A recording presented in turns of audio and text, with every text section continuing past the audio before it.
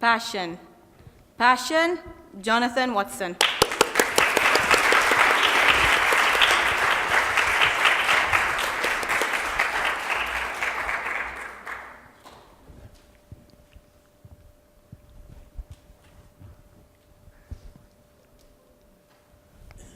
How many of you think that by what I'm doing, I should probably see a psychiatrist right now? Raise your hand. My wife would also agree with you. Contest chair, fellow Toastmasters, and guests. To start my day, to do my daily training for running marathons, I open my dresser door mirror to look in the mirror. And friends, this is how I mentally prepare myself before going outside to run.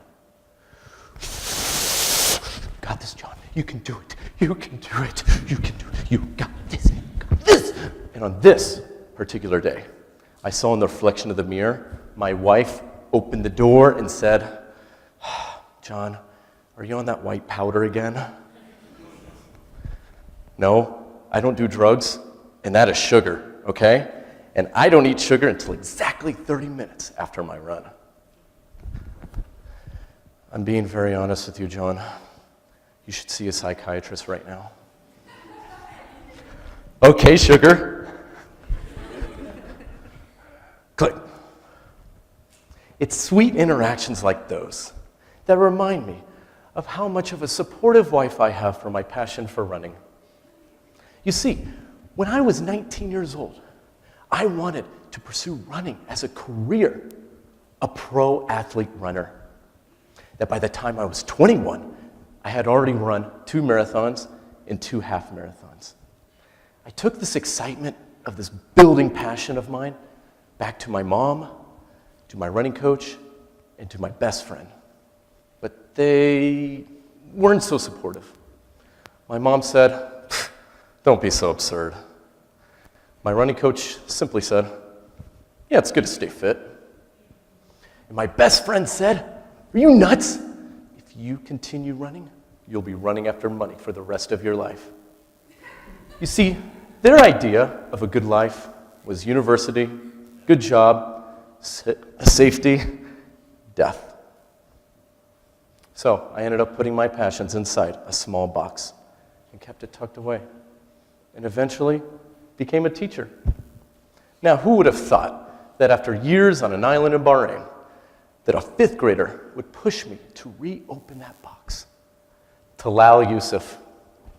This little boy would come to my class, his head down, bulky, short, and he would always look depressed.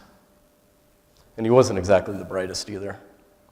One day after school, as I was on my way out, I saw him standing in the corner, waiting for his mom to pick him up. Since I had nothing to do, I approached him. And just during that conversation, I realized that his father had recently passed away, and that his mom was always at work. He had nobody to talk to. But it was during that time that I took a special interest in him. His mom would always come late, but that gave us the opportunity to interact. And I found out that the only thing that kept him going in his life was his passion for football. I encouraged him to continue football, and he encouraged his mom to support him. But his mom gave him a similar response that I'm so familiar with. Don't be so absurd, Talal. Leave football, focus on your studies. So I increased my motivation to help this boy. I encouraged him to play football, and boy, he could score goals that would put Messi to shame. By the end of the school year, I saw an emotional difference in him. His grades became one of the best in the class. He went from being the quiet one to being the loudest. He joined the school football team and became the best player. The last thing he told me before summer break was, Mr. John, thank you for helping me follow my passion. I hope you follow yours too. That's when it hit me. Helping Talal realize his passion helped me realize that I wasn't doing enough to realize my passion. This 5th grader was pushing me to reopen that box. Thanks to Talal, I reopened it. and restarted my passion for running. In January 2014, I started a running club that would train for the Bahrain Marathon Relay every year. But don't get me wrong, I couldn't even run 1 kilometer to stop to catch my breath. Even 10 meters is a bit difficult for me.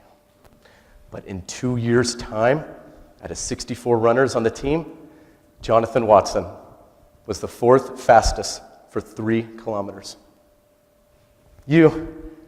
Maybe your passion is singing, and you just know the exact notes to sing.